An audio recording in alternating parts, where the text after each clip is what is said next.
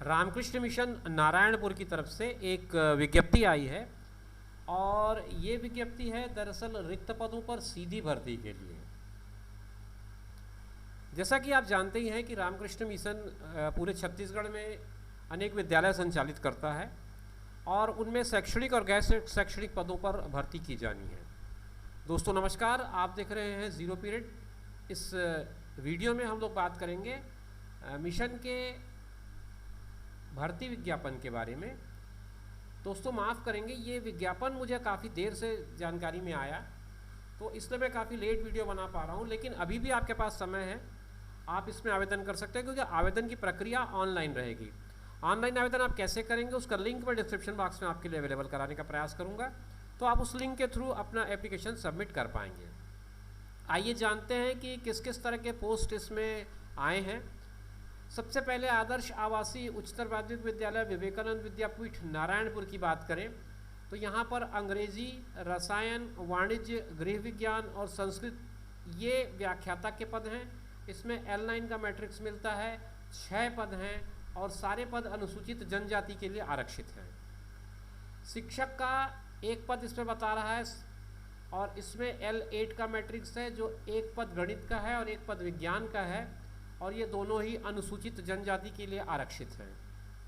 PTI का एक पद है, ये अनुसूचित जनजाति के लिए आरक्षित है, लेवल 8 का मैट्रिक्स मिलता है। योग्यताओं की चर्चा मैं ज़्यादा इस पर नहीं करूँगा क्योंकि जो आमतौर पे सारे स्कूल एजुकेशन का रूल है वो सारा कुछ यहाँ पे फॉलो होता है। सेकंड डिवीज़न आपका मिनिमम होना चाहिए, B.Ed होना चाहिए लेक्चरर के लिए, और अगर आप शिक्षक के लिए अप्लाई कर रहे हैं तो आपको TET उत्तीर्ण भी होना ज़रूरी होता है, मिनिमम 45% ग्रेजुएशन के साथ। PTI के लिए DPEd या फिर BPEd होना ज़रूरी है with graduation degree. Craft teacher का एक पद है, L8 का मैट्रिक्स मिलता है इसमें भी आपको, और इसमें मान्यता प्राप्त विश्वविद्यालय से क्राफ्ट में डिग्री या डिप्लोमा होना ज़रूरी है। सहायक शिक्षक विज्ञान का जो पद है उसमें एक पद है, इसमें बायो या मैथ्स दोनों में से किसी एक में हायर सेकेंडरी होना चाहिए, साथ में D.Ed हो, DLED हो और TET उत्तीर्ण हो, ये बात लिखी हुई है। इसके बाद हॉस्टल वार्डन की बात आती है। हॉस्टल वार्डन में मान्यता प्राप्त विश्वविद्यालय से स्नातक हो और कंप्यूटर प्रशिक्षित को अधिमान्यता दी जाएगी। अधिमान्यता का इनका मतलब ये है कि कंप्यूटर ज्ञान या फिर प्रशिक्षित अभ्यर्थी को प्रश्न पत्र में पूछे गए कंप्यूटर ज्ञान से संबंधित कुल अंकों के 2 प्रश्न में 50% अंक प्राप्त करना ज़रूरी होगा। कुल अंकों के प्रश्न में 2 प्रश्न नहीं, क्षमा करेंगे, कुल अंक जितने का भी होगा उसका 50% पाना अनिवार्य होगा। महिला अधीक्षिका का एक पद है और इसमें भी लगभग वही बातें लिखी गई हैं योग्यताओं के बारे में। L1 का L6 का मैट्रिक्स है, एक पद इसका बताया गया है। आगे चलते हैं। सहायक शिक्षक के 13 पद हैं। इन 13 पदों में 9 पद अनुसूचित जनजाति के लिए है, 2 पद अनारक्षित हैं और 2 पद अन्य पिछड़ा वर्ग के लिए है। L6 का मैट्रिक्स है। 10+2 में आपको हायर सेकेंडरी 45% के साथ होना चाहिए, D.Ed, DLED या प्रशिक्षित स्नातक हो, TET उत्तीर्ण हो, गणित और विज्ञान विषय को प्राथमिकता दी जाएगी, ये लिखा हुआ है। सहायक वर्ग 3 जो है उसका एक पद है, अनारक्षित है ये पद, किसी मान्यता प्राप्त शिक्षा मंडल से 10+2 पास हो, डाटा एंट्री ऑपरेटर में 1 साल का डिप्लोमा हो या फिर प्रमाण पत्र हो, और कंप्यूटर टाइपिंग में 5000 की डिप्रेशन की स्पीड होनी चाहिए। कॉमर्स ग्रेजुएट को इस पर प्रीफरेंस मिलेगा, ये बात इसमें लिखी हुई है। माली का एक पद है, अनारक्षित है, 5वीं कक्षा उत्तीर्ण होना जरूरी माना गया है। L1 का मैट्रिक्स आपको इसमें मिलने वाला है। चतुर्थ श्रेणी नियमित पद के लिए 5वीं कक्षा उत्तीर्ण मांगा गया है। 3 पद हैं इसमें, एक अनुसूचित जाति के लिए, एक अनारक्षित है और एक अन्य पिछड़ा वर्ग के लिए। अब दूसरे स्कूल की चर्चा करें। ये स्कूल है आकाबेड़ा, विवेकानंद विद्या मंदिर आकाबेड़ा। यहाँ 1 से 10 तक है। शिक्षक एक पद है आपका, अनुसूचित जनजाति के लिए आरक्षित है, गणित विषय के साथ स्नातक हो 45% अंकों के साथ, D.Ed या DLED हो और TET उत्तीर्ण होना ज़रूरी है। फिर हम बात करें कुंदला स्कूल की, विवेकानंद विद्या मंदिर कुंदला। यहाँ शिक्षक के एक पद बताए गए हैं, सहायक शिक्षक का 2 पद है और चतुर्थ श्रेणी आकस्मिकता निधि का 1 पद है। चतुर्थ श्रेणी का जो आकस्मिकता निधि है उसमें कलेक्टर रेट पे पेमेंट होना है, ये अन्य पिछड़ा वर्ग के लिए आरक्षित है। सहायक शिक्षक का 1 पद अनारक्षित है और 1 पद अनुसूचित जनजाति के लिए है। आगे चलते हैं, विवेकानंद विद्या मंदिर कच्चा पाल, यहाँ 1 से 8 तक अभी कक्षाएं हैं और शिक्षक का एक पद है विज्ञान का जो अनुसूचित जनजाति के लिए आरक्षित है, और आकस्मिकता निधि से चतुर्थ श्रेणी का एक पद है जो अनुसूचित जनजाति के लिए है। इसके बाद आते हैं 5वां स्कूल, ये है विवेकानंद विद्या मंदिर कुतुल।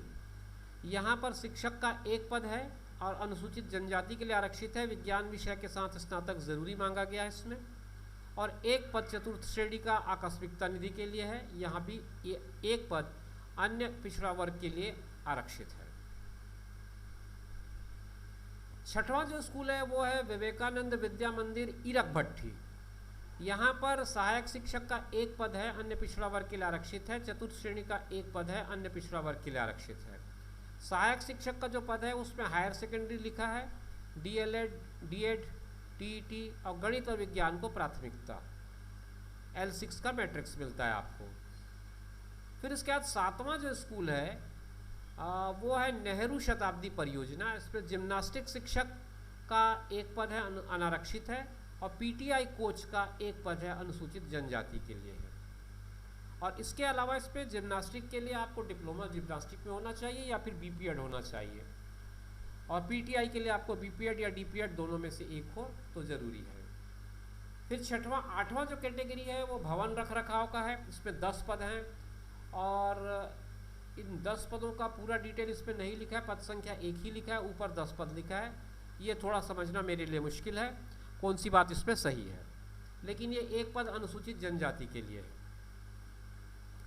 केंद्रीय कार्यालय में पद नाम चौकीदार का है, ये एक पद अनारक्षित है। फिर स्वामी विवेकानंद एजुकेशनल कॉम्प्लेक्स के लिए चौकीदार का एक पद है, वो अनारक्षित है। छात्रावास एक पद रसोइया का है, 4 पद हैं कुल मिलाकर के, और ये 5वीं कक्षा उत्तीर्ण मांगा गया है। 3 अनुसूचित जनजाति का और 1 अन्य पिछड़ा वर्ग का आरक्षित है। फिर विवेकानंद आरोग्य धाम है रावघाट मोबाइल मेडिकल सर्विस, इसमें 1 लाख रुपए प्रति माह संविदा की पोस्टिंग है। MBBS या फिर भारतीय चिकित्सा परिषद द्वारा प्राप्त अन्य योग्यता, छत्तीसगढ़ मेडिकल काउंसिल में जीवित पंजीयन, ये सारी चीज़ें अनारक्षित पद है ये। अब ये सारी बातें मैंने आपको बता दी किस किस तरह के किस किस कैडर के पोस्ट हैं। इसके लिए कुछ शर्तें हैं, आप इस PDF को जब डाउनलोड करेंगे तो आपको सारी बातें समझ में आ जाएंगी। इस PDF को कैसे डाउनलोड करेंगे उसका लिंक मैं आपको डिस्क्रिप्शन बॉक्स में दे रहा हूँ।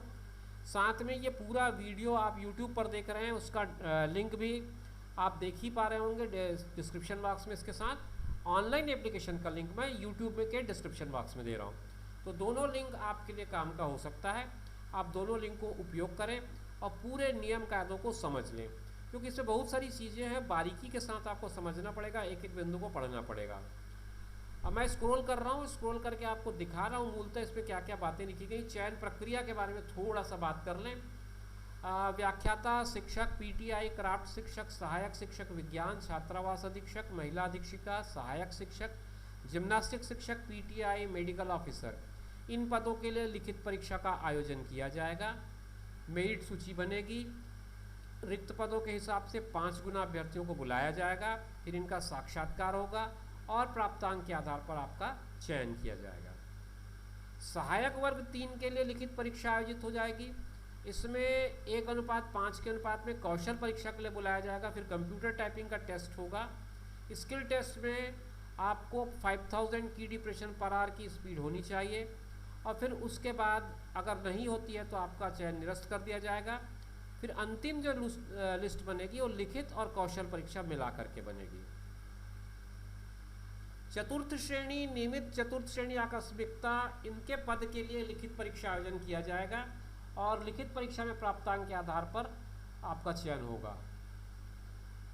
चयन हेतु भर्ती परीक्षा का आयोजन रामकृष्ण मिशन नारायणपुर द्वारा किया जाएगा। भाग लेने के इच्छुक अभ्यर्थी रामकृष्ण मिशन की वेबसाइट को रेगुलरली ऑब्जर्व करते रहें, वहीं पर आपको सारा अपडेट मिल जाएगा। ये वेबसाइट का लिंक है।